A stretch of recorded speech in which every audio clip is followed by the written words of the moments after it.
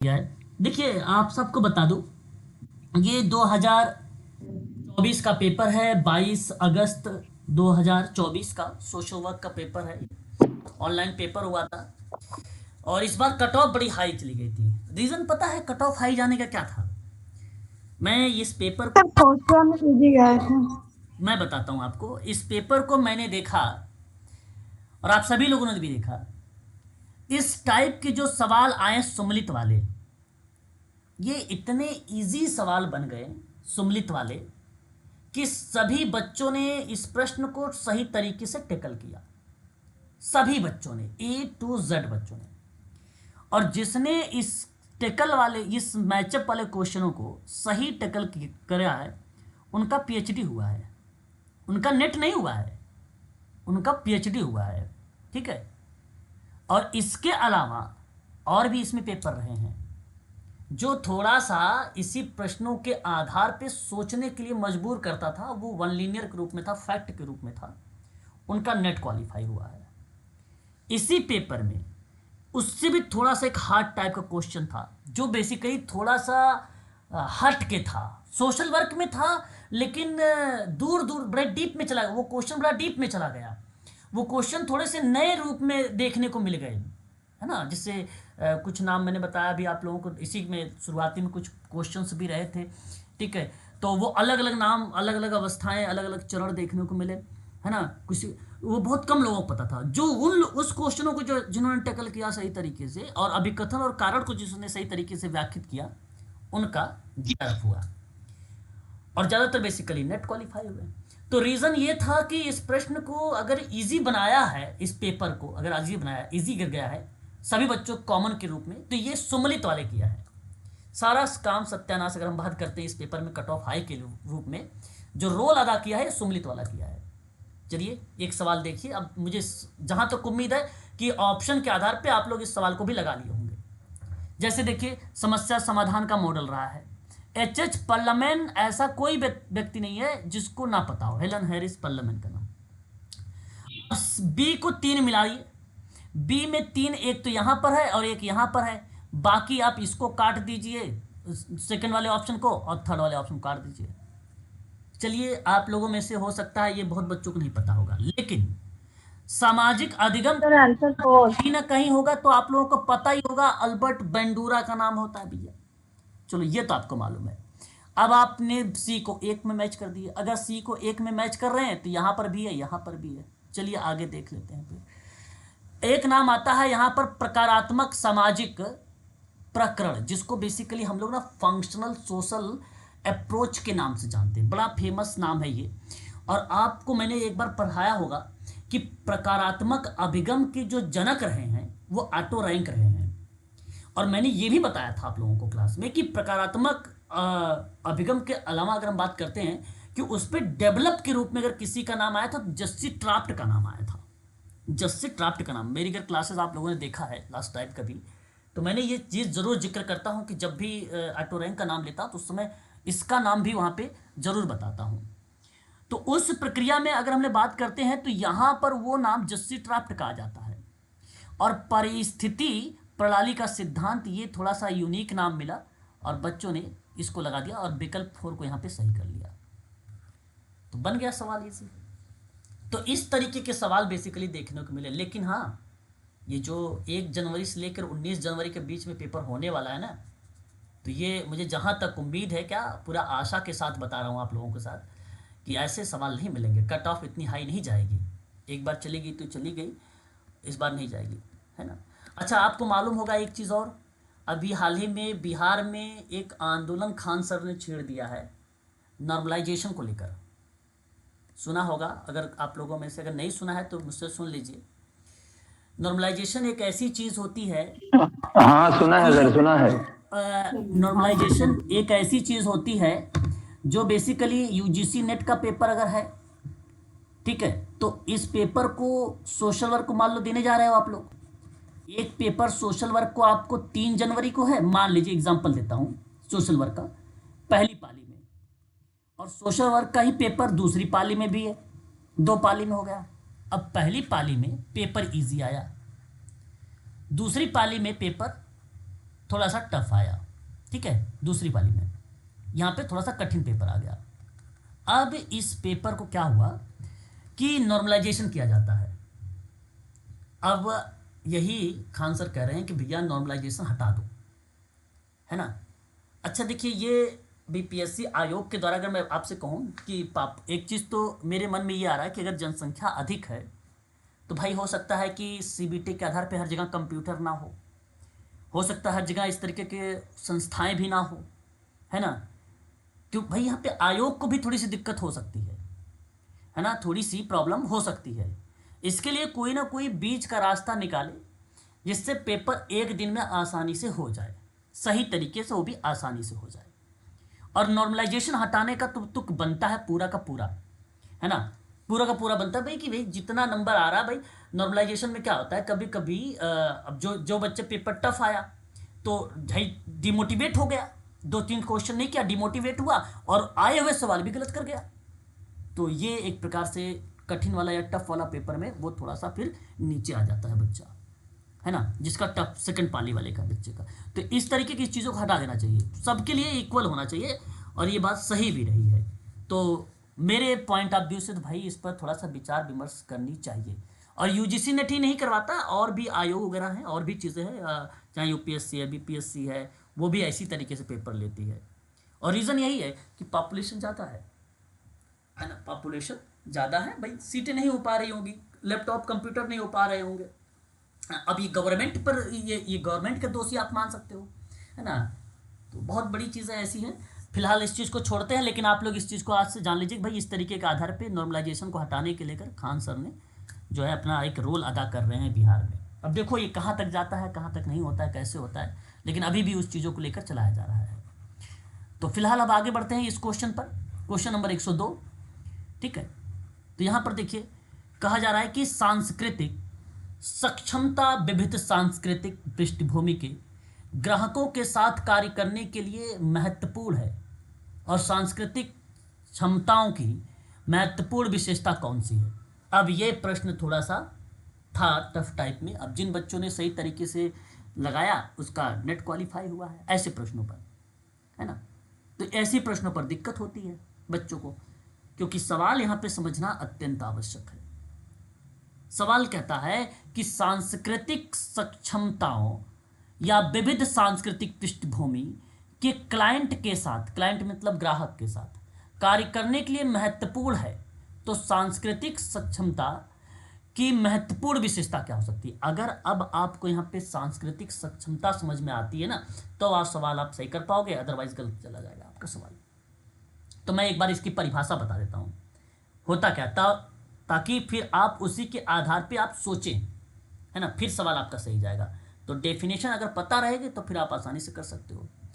तो सांस्कृतिक सक्षमता का मतलब होता है अलग अलग सांस्कृतिक पृष्ठभूमि के लोगों के साथ प्रभावी ढंग से, मतलब बहुत अच्छे तरीके से बातचीत करने या काम करने और संवाद करने की क्षमता को कहते हैं। आप समझ गए। अलग अलग जो सांस्कृतिक पृष्ठभूमि के लोग हैं, चाहे ईसाई धर्म, जैन, बौद्ध इत्यादि जो सांस्कृतिक धर्म के हैं, है ना, अलग अलग सांस्कृतिक पृष्ठभूमि के लोगों के साथ, अब आप ही हो सोशल वर्कर, अब आपको एक अच्छे तरीके से बातचीत करना है, काम करना है, उनके साथ संवाद करना है।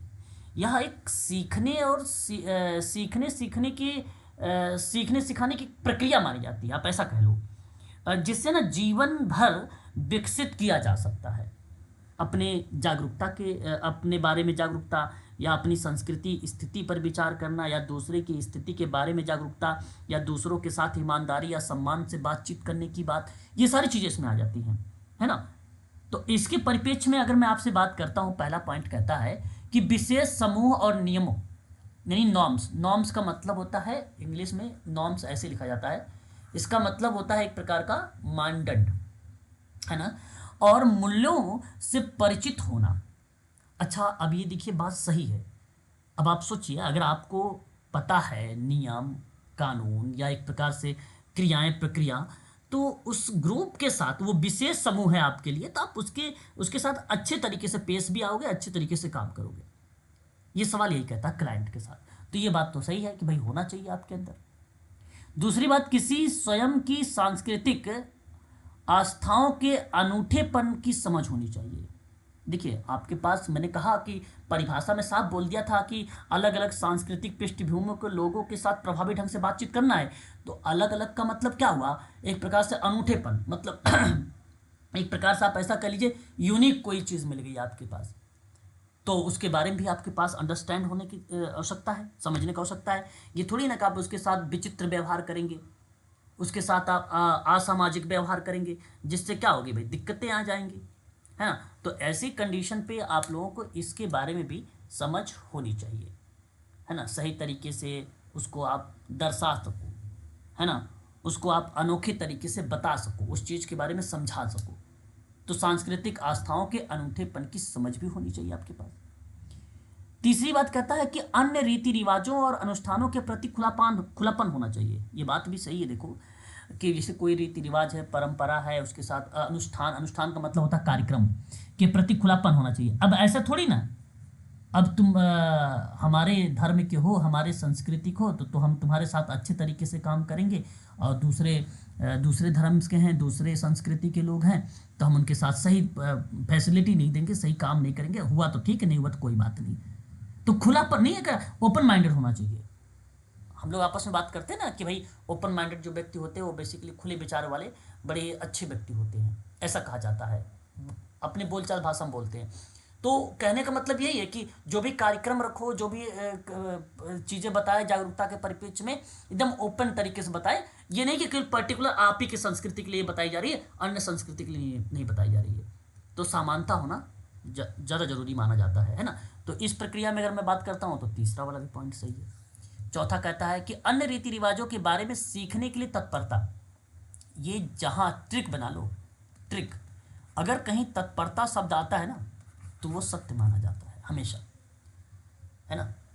देखिए, ये बात ध्यान रखना कि रीति रिवाजों के बारे में सीखने के लिए आप लोगों को तत्पर भी होना जरूरी है, और अगले बंदे को भी तत्पर करना जरूरी है ना। तो इस प्रक्रिया में अगर हम बात करते हैं तो ये पॉइंट आपका चौथा भी सही चला गया। स्वयं की संस्कृति को दूसरे पहला बेहतर मानना। अब देखो, पहला सही। अब मेरी बात पहले सुनिए। मैं कह रहा हूं कि स्वयं की संस्कृति को, आप सोचो, अपनी संस्कृति को दूसरे से बेहतर मानते हो भाई। अब आया कोई व्यक्ति, आप कहे कि नहीं हमारी तो बहुत अच्छी है, आपकी भाई बेहतर यही हुआ इसका मतलब कि आप कंपेयर कर दिए, आप अपने आप को अच्छा बता रहे हो, दूसरे को अच्छा नहीं बता रहे हो, है ना। तो यहाँ पर ये सवाल गलत हो गया। दूसरे से, ये पढ़ने में ही लग रहा है कि निगेटिविटी है इस प्रश्न, इस विकल्प में। तो आप आसानी से अगर इस प्रश्न को सही कर सकते हो तो A B C D और लगा सकते हो आप विकल्प नंबर पहले वाले को, ठीक है। तो इस तरीके से यदि आपने यहाँ प्रश्न करते हैं तो आपका यहाँ आसानी से नेट क्वालिफाई हो सकता है, ठीक है। तो ऐसे ही करना होता है प्रश्न पढ़ने का मतलब ये थोड़ी ना पेपर मिला तो फटाफट प्रश्न पढ़े, जल्दी से भाई कोटा पूरा करना है इस सवाल को कंप्लीट करके। ये नहीं, कोटा नहीं पूरा, कोटा कोई भी पूरा करना क्या अनसक्सेसफुल के लिए, फेल होने के लिए नहीं, हमें पास होने के लिए करना है। तो इसलिए शब्दों को रुक रुक के पढ़ो, जहाँ समझ अंडरस्टैंड बने उसके आधार पे करोगे तो प्रश्न सही जाएगा। जल्दबाजी करेंगे अगर परीक्षा में तो नहीं होगा। अच्छा, अब आपको बता दूं ना, आप सोच भी रहे होंगे कि सर अगर जल्दबाजी नहीं करेंगे, जल्दी जल्दी भी नहीं करेंगे तो समय निकल जाएगा। बिल्कुल बात सही है। मैं आपसे कहता हूं कि अगर आप लोगों को ऐसा तो है नहीं कि क्वेश्चन ही आपके लिए टफ आ रहे हो, एक आध प्रश्न आते हैं जहां बेसिकली सीधा सीधा लिखता है कि समाज कार्य के जनक कौन है, तो जेम एडम आप सबको पता है। इस पे क्यों आप टाइम व्यतीत कर रहे हो, बस फट से लगाइए। जेम एडम का जो है जनक जो है समाज कार्य का जेम एडम है, तो यहाँ पर टाइम पूरा बच गया आपके पास। ये तो आपने 3-4 सेकंड में कर लिया, बाकी यही जो आगे जो समय बचा है अगले वाले क्वेश्चन पर लगा दीजिए टाइम, ठीक है। तो इस तरीके से करिए।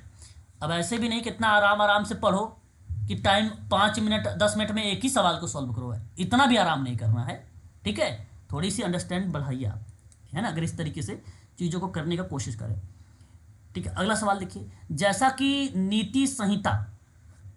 अब आप सोच रहे होंगे कि हमने तो आचार संहिता पढ़ा है, नीति संहिता के बारे में थोड़ा सा आप लोग विचार कर रहे होंगे, कोई बात नहीं, अभी हम बताते हैं इसके बारे में। फिर कहा कि NASW चलिए, आपने नेशनल एसोसिएशन सोशल वर्क पढ़ा है। सन 1955 में इसकी स्थापना हुई थी। 1960 में बेसिकली आचार संहिता में अपना एक रोल अदा किया था। ये तो मैंने आपको पढ़ाया भी है सोशल वर्क में, है ना, पहले भी। अब देखिए, इसके अंतर्गत कहने का क्या अभिप्राय बन रहा है? कह रहा है कि समाज कार्य की जड़ें किनमें निहित है ना। ये एक प्रकार से NASW कोड ऑफ एथिक्स है, एथिक्स है। नीति संहिता का मतलब आचार संहिता का ही पार्ट है ये।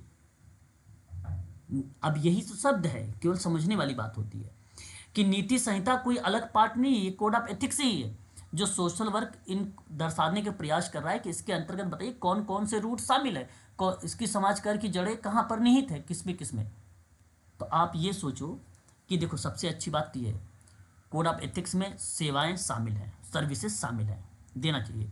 सामाजिक न्याय तो सोशल वर्क में जहाँ कहीं आता है ये पॉजिटिव शब्द माना जाता है और ये न्याय की बात ही करता है। इसका मतलब विकल्प बी भी सही है। अब इसको थोड़ा सा दिमाग में रखिएगा। अभी आगे बढ़ते हैं। ईमानदारी, और एक बात करते हैं सक्षमता को लेकर। सक्षमता भी यानी ऑनेस्टी ज़रूरी होती है ना। सक्षमता की बात अगर हम लोग करते हैं तो कॉम्पिटेंस इसको बोला जाता है, और ये भी ज़रूरी है। ईमानदारी की बात करते हैं, ऑनेस्टी भी ज़रूरी है। इन इक्वलिटी की बात करते हैं। देखो, इन इक्वलिटी का मतलब होता है असमानता। देखिए, ये समाज के दृष्टिकोण से देखा जाए तो असमानता का मतलब ये हुआ कि लोगों या समूहों के बीच में सामाजिक स्थिति में अंतर कर देना। सामाजिक स्थिति में क्या कर देना? अंतर कर देना। मैंने कहा कि भाई महिला पुरुष में अंतर कर दिया आपने। भाई महिला है, ये काम नहीं कर पाएगी, पुरुष काम कर लेगा, तो आपने असमानताएं कर दिया, है ना। इस चीज़ आई थी। तो देखो, असमानता जो शब्द है बेसिकली ये समाज कार्य के अंतर्गत जिक्र किया गया है, जिससे अगर हम बात करते हैं सस्टेनेबल डेवलपमेंट गोल के अंतर्गत। सस्टेनेबल डेवलपमेंट गोल का मतलब होता है क्या करना? सतत विकास लक्ष्य, सतत विकास लक्ष्य। तो असमानता एक प्रकार का चुनौतीपूर्ण लक्ष्य बन गया, क्योंकि ये चुनौतीपूर्ण लक्ष्य है। अब आचार संहिता में चुनौतीपूर्ण लक्ष्यों के बारे में जिक्र नहीं किया गया है। आचार संहिता में असमानता के कारण परिणामों के बारे में अलग अलग दृष्टिकोण भी लिखने को मिल जाते हैं। ये एक प्रकार से दृष्टिकोण का पार्ट जो बना, वाद विवाद का पार्ट बना। तो ये भी कोड ऑफ एथिक्स के अंतर्गत नहीं आया। कोड ऑफ एथिक्स के अंतर्गत हमें बेसिकली लोगों की समानता के बारे में जिक्र करने की बात अगर होती तो हम मानते सही है। तो समानता शामिल है, असमानता शब्द शामिल नहीं किया गया है ना। तो ये ध्यान रखें कि जड़ें किनमें निहित है, तो जड़ें सर्विसेज में है, सामाजिक न्याय में है, ईमानदारी में है, सक्षमता में भी है। समता अगर शब्द होता तो फिर सही जवाब बन जाता। बात ध्यान रखेंगे, समानता शब्द लिया ही नहीं, इसमें तो असमानता शामिल कर दिया है, इसलिए ये पार्ट के बारे में जिक्र नहीं किया गया है। तो 103 का अगर आप ऑप्शन ढूंढोगे तो आपको A B आपको DE मिलेगा। और ABDE कहाँ पर है बताएंगे? ऑप्शन 3 में है, ये मिलेगा। ठीक है, तो ये चीज़ ध्यान रखिए। अच्छा, बहुत सोच रहे होंगे, चलो अच्छा कोई नहीं। देखिए मैं बताऊँ, ये फैक्ट टाइप से एक तरीके से सोच भी सकते हो, है ना। अच्छा, पॉजिटिव चीज़ों को सोचना था हमें इस प्रश्न के आधार पे। तो एक निगेटिव शब्द था असमानता, हम ऐसे भी एलिमिनेट कर सकते थे इसको। क्वेश्चन नंबर नेक्स्ट देखिए। अच्छा, कल से किंग जॉर्ज मेडिकल यूनिवर्सिटी का फॉर्म भरा जा रहा है ना, ऐसा बताया जा रहा है। तो कल से आप लोग फॉर्म के लिए रेडी भी रहना, है ना। निम्नलिखित में से कौन से कथन सही हैं, ये आपको अपने विचार के आधार पर सही करना है। यदि आपको पता है तो आप इस सवाल को सही कर सकते हो।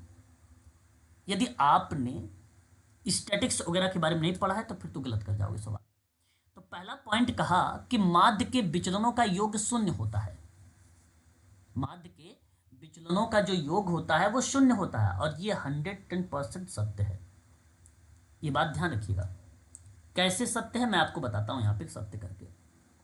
देखिए, मैंने कहा कि किसी दिए गए आंकड़ों के समूह में दिए गए आंकड़े हैं ये आपके सामने, ठीक है, 6, 7, 10, 13, 4, 8 ऐसे कुछ भी दे दो। इनके माध्य के विचलनों का योग हमेशा शून्य होता है। इसका कारण यह है कि माध्य औसत मान होता है। माध्य को हम लोग जानते हो क्या बोलते हैं? माध्य मतलब मीन, मीन का मतलब एवरेज। जिन्होंने मैथ पढ़ा होगा उनको पता होगा, स्टैटिस्टिक्स वगैरह। माध्य का मतलब एवरेज होता है, मीन होता है। और माध्य से सकारात्मक विचलन का योग नकारात्मक विचलन के योग के बराबर होता है। जो माध्य से सकारात्मक विचलन होगा, विचलन का मतलब डिवीजन होता है ना, और नकारात्मक विचलन के योग के बराबर होता है। तो माध्य के विचलनों के योग का शून्य जो है, गणितीय रूप में अगर बात करते हैं तो वो हमेशा शून्य ही प्राप्त होता है। इसका एक फार्मूला है सिग्मा, ये एक्स आई, ये एक्स आपका दिया गया नंबर है जो मैंने यहाँ पे लिखा है, आई मल्टीप्लाई होगा, इसको इंटरवल का एक प्रकार से क्या बोलते हैं उसको, डिफरेंस को क्या बोलेंगे, अंतर को ना आई से इंडिकेट करेंगे, और माइनस एक्स बार जो मीन आएगा, इनका अगर आप निकालोगे तो हमेशा जीरो ही आएगा। ये बात ध्यान रखिएगा, हमेशा जो भी इस प्रक्रिया में रिलेट होगा, ठीक है, उस परिपेक्ष को जीरो के नाम से जाना जाएगा। ये इसका पार्ट जीरो ही बनेगा। तो ये सूत्र है, इन सूत्र के आधार पे हम लोग इसको निकालते हैं, ठीक है। तो हालांकि आप इसमें चाहो तो याद भी कर सकते हो, ये तो थ्योरेटिकल चीज़ें हैं, हमेशा ये शामिल किया भी गया है इसमें, है ना, ये शामिल किया गया है कि माध्य के विचलनों का योग जो होता है वो जीरो होता है, शून्य होता है सदैव। ये बात ध्यान रखने वाली चीज़ है, मैं बार बार आप लोगों को रिपीट कर रहा हूँ, इस चीज़ को आप लोग ध्यान रखेंगे, है ना। आगे बात करते हैं, माध्य से विचलनों के वर्गों का मतलब स्क्वायर्स का योग न्यूनतम होता है। देखिए ये भी पार्ट अगर हम जिक्र करेंगे आप लोगों से कि न्यूनतम होता है, तो ये भी आपका पॉइंट सही जाएगा, गलत नहीं है, न्यूनतम होता है, समझने का प्रयास करिएगा। जिसे माध्य के विचलन निकाले, डिविजन्स निकाले, उनके वर्गों का योग, जो आपके पास माध्य निकल के आता है और उस माध्य से विचलन निकल गया, उन विचलन के वर्गों का, वर्ग मतलब स्क्वायर का योग जो होगा वो न्यूनतम होगा, मतलब निम्नतम होगा। और विचलनों के वर्गों का योग न्यूनतम होगा जब वह लिया जाए किससे, समांतर माध्य से। किससे लिया जाए, समांतर माध्य से लिया जाए, यानी माध्य से लिया जा रहा है। तो विकल्प आपका यहाँ पर ए भी और बी भी दोनों भी सही स्टेटमेंट है। यहाँ पर केवल आपको ये जानना है कि इसमें से कौन सा कथन सही है। संकेतों की उपेक्षा करते हुए, संकेत मतलब आप सबको जिसे पता होगा, इंडिकेटर बोला जाता है, सिंबल बोला जाता है, मीन, मीडियन, मोड, सिग्मा, है ना, इस तरीके की चीज़ों, जेड मोड बोला जाता है। तो संकेतों की उपेक्षा करते हुए माध्यिका से विचलनों का योग न्यूनतम होगा। यहाँ देखिए माध्य से विचलनों का वर्गों का जो है योग न्यूनतम हो रहा है, योग किसका, माध्य से विचलन का योग जो हो रहा है वो न्यूनतम हो रहा है, और यहाँ फिर माध्यिका से भी विचलनों का योग क्या हो रहा है, न्यूनतम हो रहा है। तो इस प्रक्रिया में अगर हम बात करते हैं ये भी पॉइंट सही है आपका। फिर बहुलक से विचलनों का योग, देखिए ये गलत है, तो केवल माध्यिका याद रखिए बस, इसमें ए बी आपका सही है और प्लस ए भी सही है ना, ए बी सी आपका 3 सही है, ए बी सी सही है भाई, आपका ये गलत है। आप देख सकते हैं ऑप्शन नंबर में ढूंढिए, ए बी सी आपका पहला विकल्प सही है ना। तो ये एक सवाल एक प्रकार से अगर मैं बात करूं तो स्टैटिक्स से लिया गया सवाल है ना। किससे लिया गया है, स्टैटिक्स से लिया गया है, एवरेज डिवीजन से बनाए गए सवाल हैं ये, माध्य विचलन से बनाए गए सवाल हैं ये। अब देखिए ये सवाल थोड़ा सा था कंफ्यूज करने वाला बच्चों को। जो बच्चे इस सवाल के बारे में थोड़ा सा स्टडी किए, डब्ल्यू रोस्ताव के अनुसार कि देश की अर्थव्यवस्था व समाज का विकास 5 चरणों में बताइए, तो वहाँ उन बच्चों को नंबर अच्छे मिल गए, है ना। इस तरीके के सवाल बनाए गए, ठीक है। तो अब आपको बताना है इसकी भाई कौन कौन से योग हैं, मतलब क्रमबद्धता तरीके से अगर मैं बात करता हूँ आप लोगों से, तो इसके कौन कौन से बेसिकली डिफाइन किए गए डब्ल्यू रोस्ताव के द्वारा। और ये किसके बताते हैं, कंट्री इकोनॉमिक्स एंड सोसाइटी को लेकर जिक्र कर रहे हैं। इसके बारे में मैं आपको बता दूं, इन्होंने एग्रीकल्चर के प्राइमरी रिसोर्सेज बताएं ऑफ इन प्राइमरी, एक प्रकार से अगर हम बात करते हैं तो countries economy and society develop through 5 stages होते हैं। American economist and government official W Rostow महोदय के अकॉर्डिंग देश की अर्थव्यवस्था समाज का विकास 5 चरणों में होता है। ये बात बताया है किसने? रोस्ताव ने। तो पहला इन्होंने ट्रेडिशनल सोसाइटी बताया है। ट्रेडिशनल को अगर मैं आपसे बात करूं तो इसे हिंदी में परंपरा कहते हैं, परंपरागत तरीके से डिफाइन किया गया है इनके द्वारा, है ना। सन 1960 का दशक था और 1960 में इस स्टेप को रोस्ताव महोदय ने प्रकट किया था। एक प्रकार से आप ऐसा कह लीजिए कि आधुनिक मॉडल रहा है इनका अर्थव्यवस्था में, है ना, अर्थव्यवस्था में आधुनिक मॉडल रहा है और बड़ा इंपॉर्टेंट चीज़ें हैं ये। और उसके बाद दूसरा इन्होंने preconditions of take off के बारे में बताया। Preconditions to take off के बारे में जिक्र किया। तीसरा इन्होंने जो जिक्र किया है वो उसका नाम टेक ऑफ ही रख दिया है, टेक ऑफ ही रखा है। चौथा इन्होंने ड्राइव टू मैच्योरिटी के रूप में रिप्रेजेंट किया था, ड्राइव टू मैच्योरिटी के रूप में रिप्रेजेंट किया था। और चौथा इन्होंने मास कंजप्शंस, यानी एक प्रकार से आप कह सकते हो as of high mass consumptions के रूप में रिप्रेजेंट किया। तो 1 2 3 4 5 नाम आप सभी को पता है इसके बारे में, आशा करता हूं सभी लोग जानते हो। अब ध्यान से मेरी बात को सुनिएगा। इस ऑप्शन के आधार पर अगर मैं बात कर रहा हूं आप लोगों से तो कैसे कैसे बनेगा। तो रोस्तोव महोदय ने सन 1960 में आर्थिक विकास के लिए इन्होंने क्लासिक चरणों को लिखा, 5 चरणों में प्रस्तुत किया। पहले का नाम रखा पारंपरिक समाज को लेकर, जहां आपको ए में दिखने को मिला।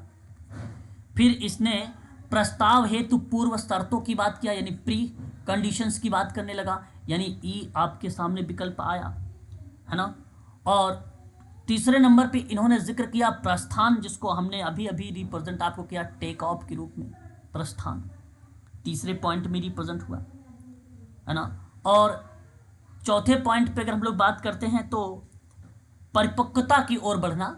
और आप सभी लोग यहाँ पर देख सकते हो कि चौथे पॉइंट पर जो बी ऑप्शन है वो परिपक्वता की ओर अग्रसर की बात कर रहा है, यानी ड्राइव टू, एक प्रकार से देखो मैच्योरिटी, मैच्योर्ड का मतलब क्या होता है? परिपक्व होना, मैच्योरिटी की तरफ जा रहा है। और फिर उसके बाद लास्ट पॉइंट पर अगर हमने बात किया तो वो उच्च जन उपभोक्ता की युगों की ओर बढ़ने लगा, उच्च जन उपभोक्ता की ओर बढ़ने लगा। तो ये 5 चरण रहे। अब इनमें इसकी मैं पीडीएफ आप लोग ना, जैसा किसी चीज़ की अगर आपको पीडीएफ वगैरह चाहिए तो आप लोग ग्रुप में मैसेज भी डाल दो, मैं आप लोगों को प्रोवाइड करा दूंगा, ठीक है। ये इसकी भी पीडीएफ हमारे पास है सोशल वर्क का, इसकी भी डाल देना सर। हाँ। तो देखिए, जैसे अगर मैं कहता हूँ कि आपके सामने ये पहला है पारंपरिक समाज, तो पारंपरिक समाज का मतलब क्या हुआ कि कहता है कि कृषि आधारित अर्थव्यवस्था है ये, जिसमें ना गहन श्रम और निम्न स्तर पर व्यापार होता है और ऐसी आबादी होती है जिसका विश्व और प्रौद्योगिकी पर वैज्ञानिक दृष्टिकोण होता ही नहीं है। तो देखिए सिंपल, कोई चीज़ ट्रेडिशनल है, पुरानी चीज़ें परंपरा चली आ रही हैं, ट्रेडिशनल चीज़ें जो चली आती है पीछे से, उसको हम लोग बोलते हैं ट्रेडिशनल है, वो परंपराएं हैं, उसको परंपरा के नाम से जानते हैं हम लोग। तो यहाँ तो वैज्ञानिक होगा नहीं, अगर वैज्ञानिक होगा तो फिर परंपरा होगा ही नहीं, इसलिए वैज्ञानिक प्रक्रिया इसमें डाला नहीं। इसने कहा कि भाई जो श्रम और निम्न स्तर का जो व्यापार है, ऐसी आबादी होती है तो वह ऐसा कहा जाता है कि विश्व भर में प्रौद्योगिकी और वैज्ञानिक का दृष्टिकोण उसमें शामिल होता ही नहीं है। दूसरा इसने कहा कि भाई चीज़ें शामिल किया कि प्रस्थान हेतु पूर्व शर्तों को लेकर, मतलब यहाँ समाज विनिर्माण को विकसित करना शुरू करता है और क्षेत्र के विपरीत राष्ट्रीय और अंतर्राष्ट्रीय दृष्टिकोण को अपनाने लगता है। तो ये चीज़ें शामिल हो जाता है आपके। फिर उसके बाद आता है प्रस्थान, इस चरण को इसने कहा कि विकास की एक छोटी अवधि के रूप में ये वर्णित करके बोला कि औद्योगिक शुरू होता है और श्रमिक और संस्थान एक नए उद्योग के आसपास केंद्रित हो जाते हैं, उसका मतलब प्रस्थान कर रहे हैं। और एक आता है जो है परिपक्वता की ओर बढ़ना, मैच्योरिटी की तरफ। तो यह एक चरण लंबी अवधि का रूप लेता है जहां जब जीवन स्तर में वृद्धि होती है, प्रौद्योगिकी का प्रयोग होता है, राष्ट्रीय अर्थव्यवस्था बढ़ने लगती है, तो वो चीज़ों बेसिकली उसको बोला जाता है प्रस्थान। एक प्रकार से मैच्योरिटी की तरफ आ गया है, अग्रसर हो गया। और जब ऐसा काम हो गया तो वो बढ़ गया उच्च सामूहिक उपभोग की तरफ, है ना, काल या युग की तरफ। तो रेस्टोरों का मानना है कि पश्चिमी देश, विशेष रूप से संयुक्त राज्य अमेरिका, अंतिम विकसित चरण पर एक प्रकार से कब्जा कर लिया है और यहाँ देश की अर्थव्यवस्था पूंजीवादी प्रणाली में पनपने लगती है, जिसकी विशेषता बड़े पैमाने पर उत्पादन या उपभोक्ता के रूप में जाना जाता है। यही मॉडल इसने सन 1960 में प्रस्तुत किया था। ठीक है, तो ये चीज़ें आप लोगों को ज़रूर ध्यान में रखना होगा, काफ़ी इंपॉर्टेंट पॉइंट रहा है ये। तो इस विकल्प को अगर आप ढूंढेंगे तो किस ऑप्शन में मिलेगा? थर्ड वाले में मिलेगा। ये किस पे मिलेगा? थर्ड में मिल जाएगा आपको। ठीक है, अगला सवाल, कम्युनिस्ट मैनिफेस्टो। ये बड़ा ही इम्पोर्टेंट सवाल रहा है और मैं आप सबको बता चुका हूँ इस सवाल के बारे में भी। जो बच्चे मेरी क्लास ले रखे होंगे उनको पता होगा कि in which year was the communist manifesto first published? 1848 option C. 1848। ये कम्युनिस्ट घोषणा पत्र है। मैं आपको बता दूं, कार्ल मार्क्स के एक सहयोगी थे जिनका नाम था फ्रेडरिक एंजल्स या एंगल्स के नाम से जाना जाता था इनको भी। इनके द्वारा ये पब्लिश किया गया किताब 21 फरवरी 1948 को, है ना, 1948 को। ठीक है, तो ये चीज़ आपको थोड़ा सा ध्यान रखना है ना। कम्युनिस्ट मैनिफेस्टो, दास कैपिटल भी इनकी किताब बड़ी फेमस रही है और सही विकल्प तो इस प्रश्न का थर्ड ही जाएगा।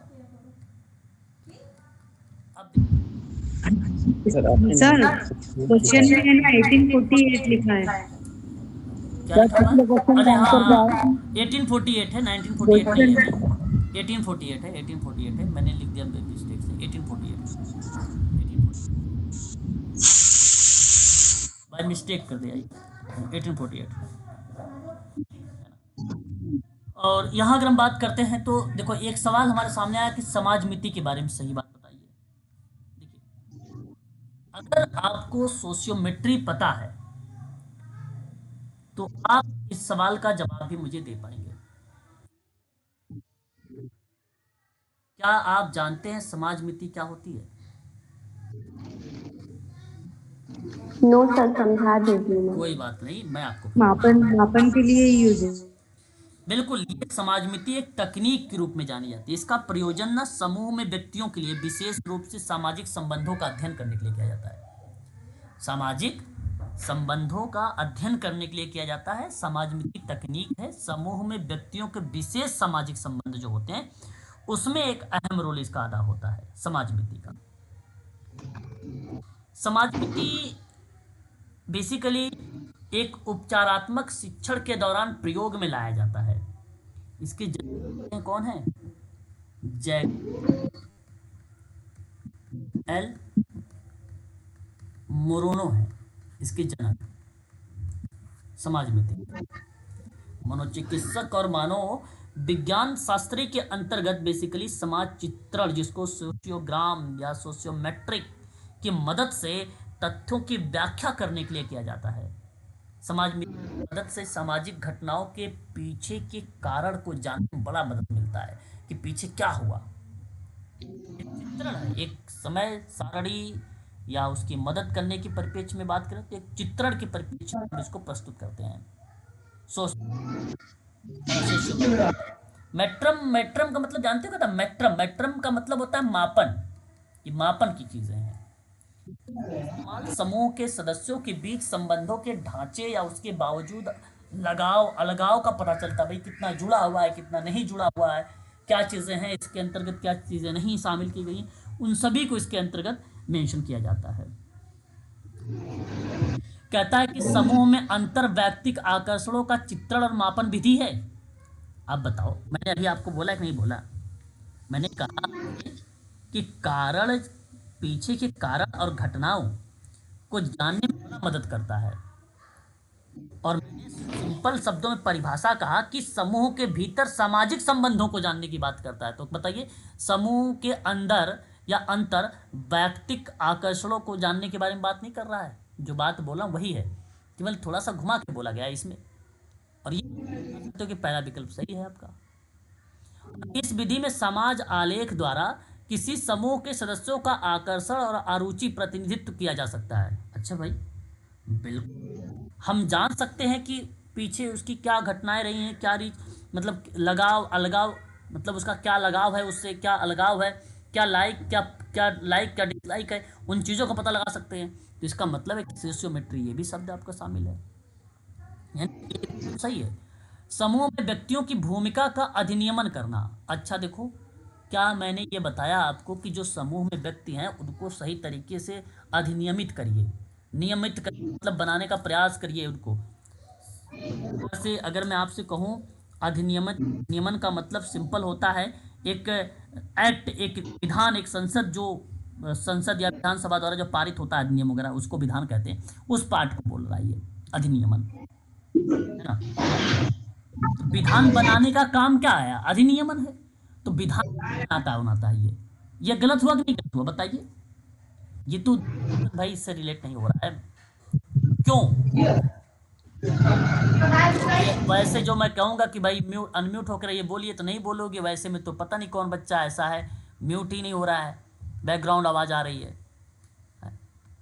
फिर उसके बाद कह रहा हूँ नेक्स्ट पॉइंट पे कि इस विधि से नेतृत्व की अवधारण और अलगाव की जांच होती है। बिल्कुल बात सही है भाई। लगाव हो गया तो अवधारण बन गया, अलगाव हो गया तो वो बेसिकली बिल्कुल का पार्ट हो गया। तो ये जानने का प्रयास होता है। इस विधि में समूह संबंधों को उत्कृष्ट रूप से अंतर विषयक जांच है। भाई जाहिर सी बात है, अंतर विषयक का जांच ही है ये। तो ये बहुत आसान सवाल था। केवल सवाल के इस समाज मिति के बारे में अगर पता है तो आप इस सवाल को सही कर सकते थे। तो वही सवाल ही था ये, A B D E सही होगा। A B D E किसी ऑप्शन में मैच हो रहा है? थर्ड वाले में है? ऑप्शन सी, थर्ड है आपका ये सवाल है। ठीक है, सवाल इजी हैं, केवल सवालों को फोकस करने की ज़रूरत है। अब देखिए ये सवाल जो सबसे इजी, दो सवाल बढ़िया आते थे, तो उसके बाद एक तो इस तरीके से सवाल आता था। रेडिकल सोशल वर्क में मैंने आप सभी लोगों का रॉबर्ट बेली का नाम बताया है, रेडिकल सोशल वर्क में।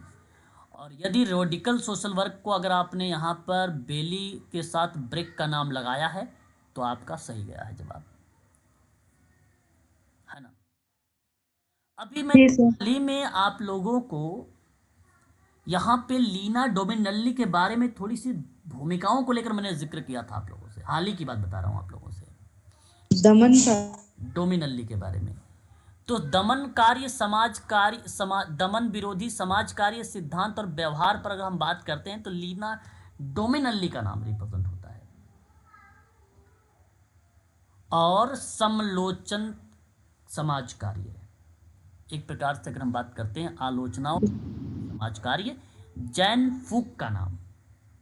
और शक्ति मतलब सत्ता पर आधारित समाज का अगर किसी का नाम आया है वो डेनिस सलीबी का नाम आया है, सलीबी। तो ये तो दो नाम कुछ अलग मिल गए सोशल वर्क में। यही होता है ना, कि सोशल वर्क बहुत बड़ा चीज़ है, ऐसी बात नहीं है। सोशल वर्क में बहुत सारे लोगों का नाम आता है ना। ऐसा नहीं है कि बस सोशल वर्क पढ़ लिया तो फ्री वाला है तो फ्री की तरह कैसे ही काम होता है, ऐसा कुछ नहीं है इसमें। ये अप्रोचेस का नाम देख सकते हो, दो नए अप्रोचेस आपने देखा यहाँ पे, समलोचन समाज कार्य, शक्ति आधारित समाज कार्य। और सही विकल्प क्वेश्चन नंबर 108 का बताइए, सेकंड विकल्प होगा ना सर? जी सर। Yes sir. सर इनको एक एक लाइन में एक्सप्लेन कर दीजिए, रेडिकल समाज कार्य, दमन विरोधी, ओके ये सब। चलिए ठीक है, मेरी बात को ध्यान से सुनिए। देखिए ये जो दमन विरोधी समाज कार्य और व्यवहार पर आधारित है। इसको इन शॉर्ट में आप सबको बता दूं AOP के नाम से भी जाना जाता है एक प्रकार से। इसका मकसद है दमनकारी प्रथाओं और संरचनाओं को चुनौती देना और इसको ख़त्म करना होता है। ठीक है भाई। और सामाजिक यहाँ पर कुछ बातों को ध्यान रखता है, जैसे क्लाइंट के मदद के निष्क्रिय पाने वाले नहीं होते हैं, बल्कि अपने जीवन में सक्रिय भागीदारी होते हैं। सामाजिक कार्यकर्ताओं को क्लाइंट को सूचित निर्णय लेने, खुद के लिए वकालत करने और उन प्रणालियों को चुनौती देने के लिए सशक्त बनाता है। यहाँ पे दमन विरोधी दृष्टिकोण में क्लाइंट और सामाजिक कार्यकर्ता के रिश्ते में निहित शक्ति असंतुलन को पहचाना जाता है इसमें, है ना। तो ये बेसिकली ना एक प्रकार से साझेदारी में काम करने की प्राथमिकता दी जाती है इस वाले सिद्धांत में, दमन विरोधी समाज कार्य के सिद्धांत में, है ना। ये बात जरूर ध्यान रखिए। सामाजिक न्याय को समाज कार्य के सभी आयामों में केंद्र में रखना चाहिए। ये बात इसके अंतर्गत जिक्र किया गया है लीना डोमिनल्ली ने इसमें, दमन विरोधी समाज कार्य सिद्धांत और व्यवहार को। ठीक है। उसके बाद हमारे सामने एक और आता है जो है रेडिकल समाज कार्य। रेडिकल का मतलब सिंपल होता है कट्टरपंथी कह लीजिए समाज कार्य, जहाँ लोगों और परिवारों की मदद करना नहीं होता है, बल्कि संरचनात्मक बदलाव लाकर लोगों के जीवन को बेहतर बनाने की बात करता है। लोगों मतलब कोई पर्टिकुलर व्यक्ति की बात नहीं हो रही ना, कोई पर्टिकुलर परिवार की बात होती है, बल्कि संरचनात्मक बदलाव लाकर लोगों के जीवन को बेहतर बनाने की बात करता है। वो है रेडिकल समाज कार्य, उसे बोलते हैं। और रेडिकल समाज कार्य के 5 स्तंभ हैं, इसके 5 पिलर माने जाते हैं। 5 स्तंभ कौन कौन से? एक है लोकतंत्र, दूसरा है सहानुभूति, तीसरा है उग्रवाद, चौथा है दमन विरोधी, पांचवा है संरचनात्मक अभ्यास। संरचनात्मक अभ्यास, ये 5 है, 5 पिलर हैं। ठीक है, ये 5 पिलर है रेडिकल सोशल वर्क के। और एक होता है जी सर, इसका क्रम भी आता है क्या? हाँ, ये जैसे क्रम में बताया है। आपने, अगर इन केस आ गया क्रम। तो बिल्कुल क्रम है, क्रम लिखा हुआ है। अगर इन केस अगर आ तो आप कह सकते हो। समलोचन कार्यक्रम। देखिए, समलोचन कार्यक्रम एक ऐसा शब्द यहाँ पर देखने को मिला जिसको आप बोलते हो क्रिटिकल सोशल वर्क। इंग्लिश में इसको हम लोग क्रिटिकल सोशल वर्क कहते हैं। अब ये क्रिटिकल सोशल वर्क क्या होता है?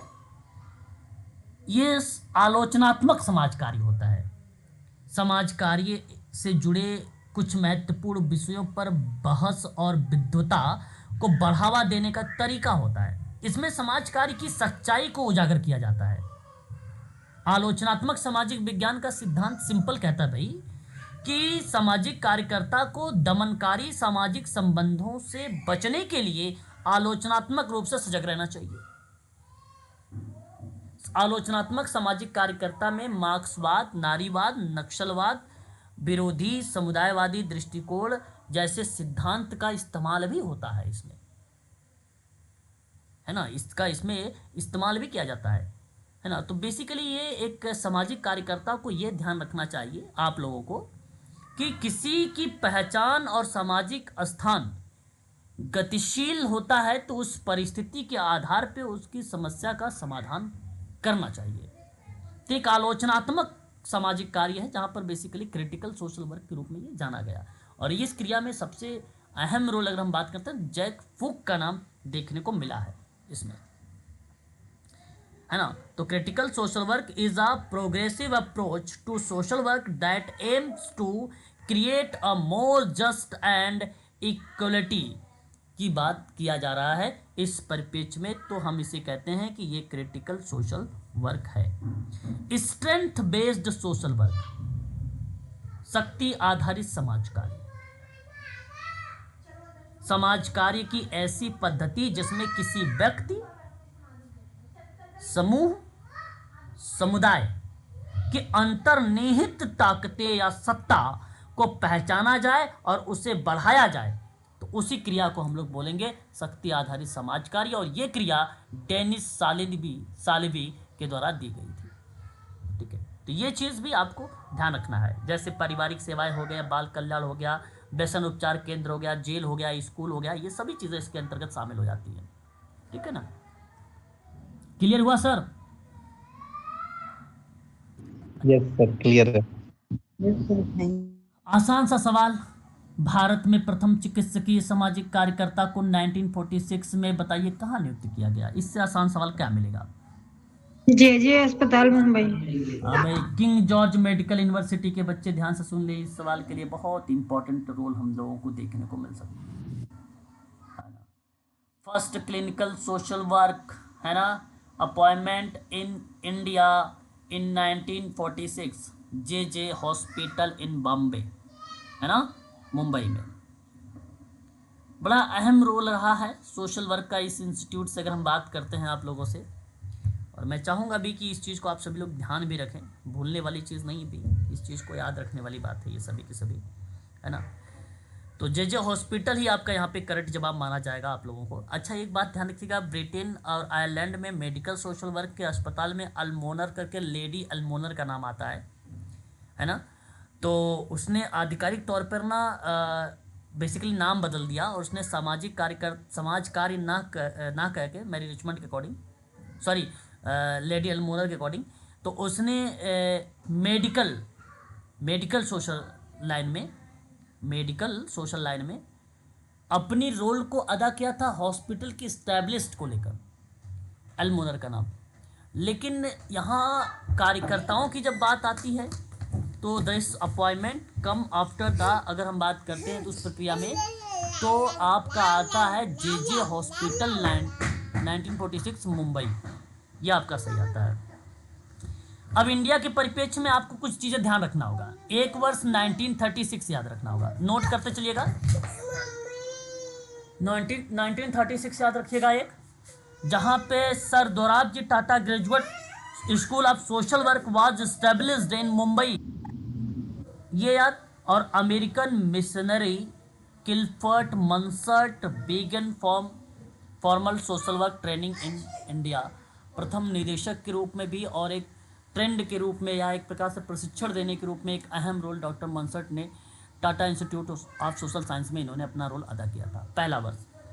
दूसरा वर्ष एक याद रखेंगे आप, 1950 का दशक, ये एक प्रकार से अगर हम बात करें, a trend social worker was appointment at lady जो है इरविन, है ना, ये याद रखिएगा, lady Irwin hospital in Delhi की बात मैं कर रहा हूँ 1950 में। 1946 में चिकित्सा समाज कार्यकर्ता की बात अगर हम बात कर रहे थे आप लोगों से, तो आप लोगों ने नाम लगाया यहाँ पर सही जवाब कि 1946 जे हॉस्पिटल का नाम आ रहा है। लेकिन अगर परीक्षा में आपसे ये नाम पूछ ले, बात को बड़े ध्यान से समझने का प्रयास करिएगा, मैं आपको बता रहा हूँ 1950 के बारे में, कि आपसे ये कहने का प्रयास कर रहा है कि दिल्ली में लेडी इरविन अस्पताल में एक प्रशिक्षित सामाजिक कार्यकर्ता की नियुक्ति की गई थी और उनका नाम था लेडी इरविन। दिल्ली के लेडी इरविन हॉस्पिटल में, मैं दिल्ली के लेडी इरविन हॉस्पिटल की बात कर रहा हूँ, एक प्रशिक्षित सामाजिक कार्यकर्ता की नियुक्ति हुई थी, वह वर्ष था 1950। फिर आपने 1948 का नाम सुना होगा, जी.आर. बनर्जी का नाम, जानती हो जी.आर. बनर्जी? अरे नाम तो सुना ही होगा। गौरा रानी बनर्जी संयुक्त राज्य अमेरिका से लौटी, कहाँ से लौटी? यूएसए से लौटी, और इन्होंने बॉम्बे में Tata institute of social science में चिकित्सा और मनोरोग समाज कार्यक्रम शुरू कर दिया 1948 में। Tata institute of social science में मेडिकल सोशल वर्क और साइकेट्रिक सोशल वर्क, जिसको आप बोलते हो साइकेट्रिक सोशल वर्क मतलब क्या बोलते हो? मनोरोग समाज कार्य कार्यक्रम शुरू कर दिया। ठीक है, तो ये दो चीजें 1948 में किसने स्टार्ट किया था टाटा में? तो जी.आर. बनर्जी ने स्टार्ट किया था। 3 वर्ष हो गया, चौथा वर्ष 1954 में अखिल भारतीय मानसिक स्वास्थ्य संस्थान की स्थापना हुई। अखिल देखो ये इतनी इंपॉर्टेंट चीज़ें बता रहा हूँ सोशल वर्क में, बहुत कम जगह पे मिलता है एक साथ। अखिल भारतीय मानसिक स्वास्थ्य संस्थान की स्थापना बेंगलोर में हुई थी। कहाँ पर हुई थी? बेंगलोर में की गई थी। बेंगलोर में की गई थी, ये बात आप ध्यान रखिएगा। उसके बाद 1966 का वर्ष आया। 1966 का वर्ष आया। भारत सरकार की मानसिक स्वास्थ्य सलाहकार समिति ने 1966 में भारत सरकार की मानसिक स्वास्थ्य सलाहकार समिति ने अखिल भारतीय मानसिक स्वास्थ्य संस्थान में मनोरोग समाज कार्य के डिप्लोमा शुरू कर दिया, जिसको आप डिप्लोमा समझते ही होंगे। डिप्लोमा शुरू कर दिया किसमें? पीजी में आपका मानसिक रोग मनोविज्ञान वाला जो पार्ट है, मनोरोग वाला समाज कार्य, वो स्टार्ट कर दिया इसने। मनोरोग समाज कार्य स्टार्ट कर दिया डिप्लोमा में, कि भाई डिप्लोमाधारी। 1966 में जानते कहाँ पर स्टार्ट हुआ? अखिल भारतीय मानसिक स्वास्थ्य में, जो स्थापित किया गया था 1954 में। ऊपर जो बताया आपको है ना, जो आप लोगों के ऊपर बताया है। बस इतनी बात समझ में आई? Yes sir. हाँ जी सर। ठीक है भाई। तो ये चीज़ आपको इसके संदर्भ में भी कुछ चीज़ें आपको याद रखनी होगी, है कि नहीं? भूलना नहीं होगा। चलिए आगे देखिए।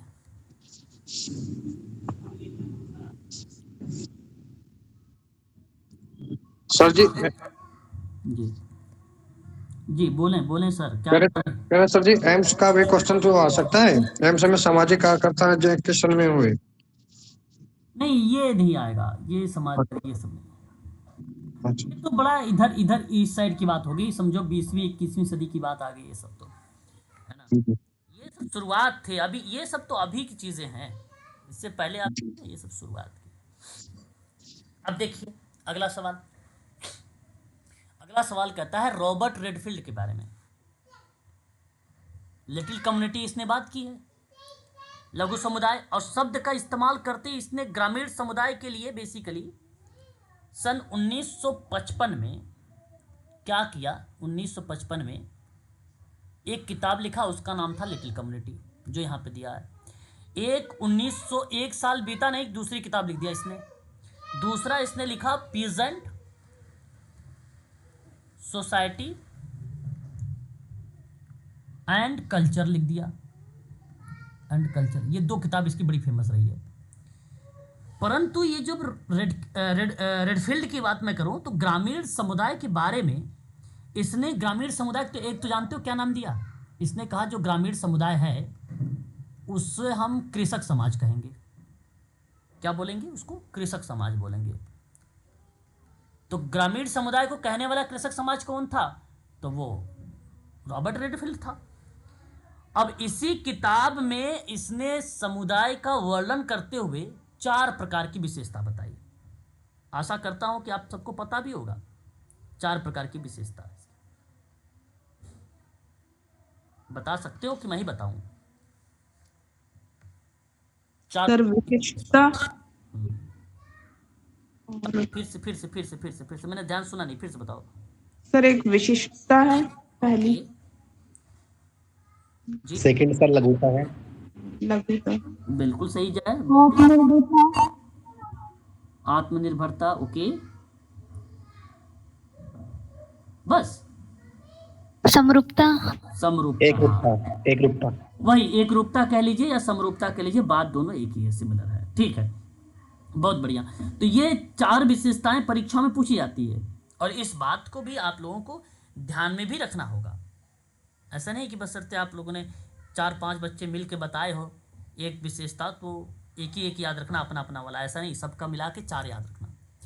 अब कहा कि इस स्मॉल कम्युनिटी या लघु समुदाय के पद को निम्न किस समुदाय का वर्णन का प्रयोग किया इसने? अब मैंने अभी भी कहा कि उसने अपने ही ग्रामीण समुदाय का नाम दिया कृषक समाज। तो क्या मैं कृषक समाज को खेतिहर समाज के संबोधित कर सकता हूं? यस या नो? Yes sir. यस। तो क्वेश्चन नंबर 110 का विकल्प जो जाएगा वो आपका सेकंड वाला ही विकल्प सही माना जाएगा, है ना। और ये जो पीजेंट की बात मैं कर रहा हूँ, पीजेंट का मतलब होता है कृषक, कृषक इसका मतलब, और सोसाइटी का मतलब है समाज, सोसाइटी का मतलब होता है समाज, और एंड का मतलब होता है एवं या और, कल्चर का मतलब होता है संस्कृति। ये बात आई थी 1956 में, ठीक है, ये बात जरूर ध्यान रखिएगा। चलिए आगे बढ़ते हैं। एक लास्ट सवाल देखिएगा, थोड़ा सा अच्छा सवाल है। विश्व पर्यावरण सर दिवस, जी सर एक बार गेटेड समुदाय की डेफिनेशन बता दीजिए थोड़ा ऊपर, उसमें जो फोर्थ ऑप्शन। अच्छा, ठीक है, बिल्कुल बताएंगे। यहाँ देखिए, एक जो है हमारे सामने गेटेड कम्युनिटी है।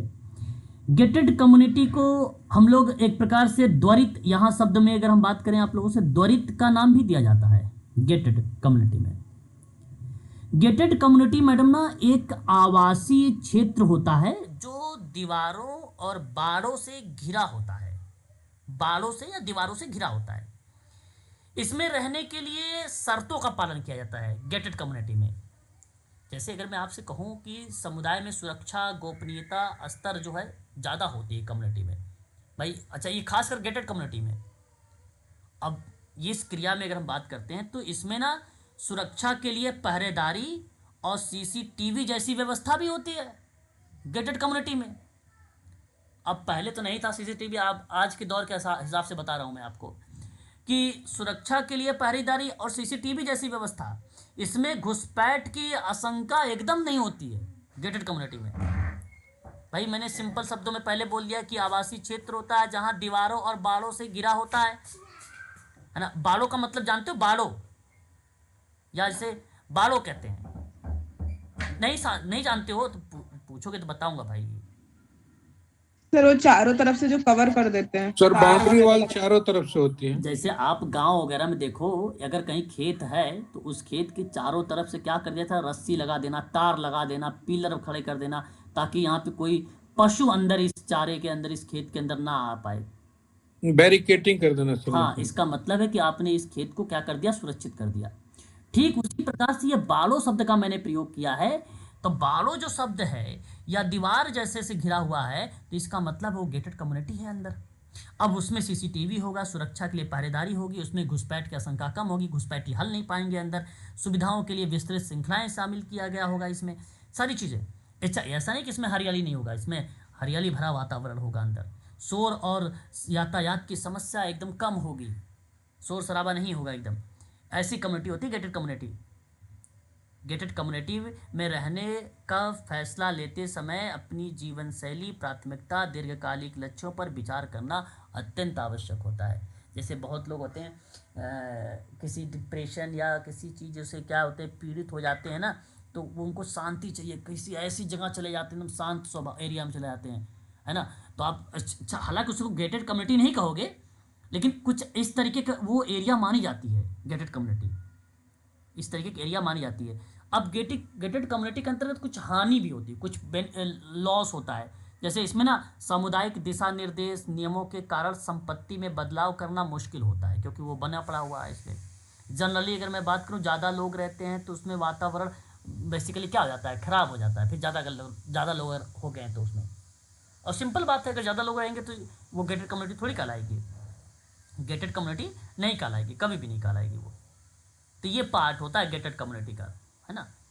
ये चीज़ ज़रूर ध्यान रखेंगे आप लोग कि यह वह क्षेत्र विशेष में निवास ना करने वाले लोगों से संबंधित है और गेटेड कम्युनिटियों या समुदायों द्वारा अपनाई जाने वाली कुछ शर्तों को पूर्ण करने पर प्रवेश की अनुमति देता है, और सुरक्षात्मक उपाय के लिए बड़ा अहम रोल उसको देखने को भी पाया जाता है। लेकिन कम्युनिटी दो ही टाइप का होता है, एक होता है ग्रामीण समुदाय, एक होता है शहरी समुदाय, है ना। गेटेड कम्युनिटी बेसिकली ऐसे हम लोग जानते हैं एक अन्य समुदाय के रूप में। आप ये मत सोचिएगा कि समुदाय के प्रकार है गेटेड कम्युनिटी, है ना। ठीक है, क्लियर है? Yes sir. जी सर। अब देखो, एक होता है विश्व पर्यावरण दिवस, सभी बच्चों को पता है, 5 जून। ऑप्शन बी होगा 5 जून। अंतर्राष्ट्रीय मानव ऑप्शन 2 है सर। अच्छा, 10 दिसंबर। और इसके बाद अगर हम बात करते हैं तो अंतर्राष्ट्रीय मानव विश्व सामाजिक न्याय दिवस की बात मैं कर रहा हूँ। 14 अप्रैल। 14 अप्रैल। अच्छा जी। विश्व ज्ञान दिवस 20 फरवरी। 20 फरवरी। पहला सही है सर। अच्छा, ये आपने सही बताया है आप लोगों की, बस ऐसे ही ऊट पटांग करते चले गए हो? तो सी का फोर्थ होगा। सर ज्ञान दिवस 14 अप्रैल होगा सर। मतलब अब यही चीज सर होता है ऑप्शन ना, 2 है। कोई भी चीज आप लोग क्या करते हो, जब भी चलने लगते हो तो जब मन में जैसा आता है वैसे ही बोल देते हो, फटाफट फटाफट। एक तो मैं पूछता हूँ सवाल, आप लोगों के हिसाब से मैच करता हूँ, है ना। विश्व पर्यावरण दिवस की बात करेंगे तो 5 जून हो जाएगा, ये बात सही है। और अंतरराष्ट्रीय सर ए से मिल अगर जाता है हम इसका ऑप्शन। की बात करते 10 हैं, दिसंबर। हाँ, तो इस प्रक्रिया में 10 दिसंबर का ऑप्शन सही हो जाएगा। विश्व जो ये सामाजिक न्याय दिवस है, ये आपका 20 फरवरी होता है, और 20 विश्व फरवरी। ज्ञान दिवस के लेकर अप्रैल। तो ये आपको डेट सही मिल होगा। रहा है। ये ऑप्शन आपका सही है। अब ढूंढिए इसमें कोई विकल्प ऐसा मिल रहा है? Option second second. अच्छा अच्छा, सेकंड ऑप्शन मिल रहा है, तो इसलिए मैं आप सभी लोगों से कहूँगा कि विकल्प दूसरा वाला ही सही जाएगा। ठीक है, तो आज के लिए बस इतना ही रखिए आप सभी लोग, बाकी कल की क्लास में हम लोग डिस्कस करते हैं, ठीक है ना बच्चों की चीज़ों को। जी सर, कोशिश करो ज़्यादा से ज़्यादा चीज़ों को समझने की। Thank you sir. ठीक है, सर इसकी पीडीएफ कब मिलेगी पूरी? मिल तो गई है भाई, अब कहाँ दो, अब तो दे तो दिया, KGMU में भी दे दिया है, UGC नेट में भी दे दिया है, दोनों में तो टेलीग्राम पर है। नहीं, छुड़ाई वाली सर, ये कॉल की वाली। कौन सी PDF